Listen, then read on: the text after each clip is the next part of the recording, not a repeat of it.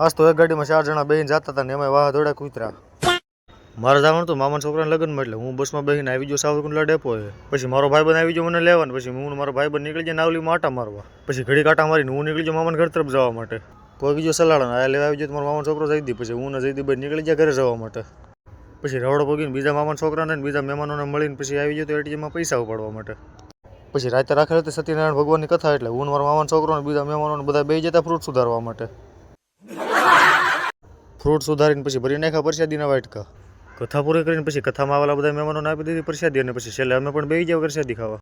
પ્રસાદી લઈને એમાં બધા ગરબા, અને પછી છેલ્લે કર્યો બધા ડિસ્કો. પછી વરાદાને પણ ખંભે ચડાવીને કરાવ્યો ડિસ્કો. ગરબા રમીને પછી બનાવ્યો સા, અને પછી અમારા વરાદા અને બીજા મહેમાનો અને અમારા કાળુ બાપુ ને ગૌતમ બાપુ, અને પછી મેં પણ પી લીધો સા પીને પછી એક ગાડીમાં 4 જણા બેસીને નીકળી ગયા ગાંઠિયા ખાવા. અને એમાં રસ્તામાં કૂતરા વાહે છે. પછી પહોંચી જાય બાપા સીતારામ ગાંઠિયા વાળા ત્યાં.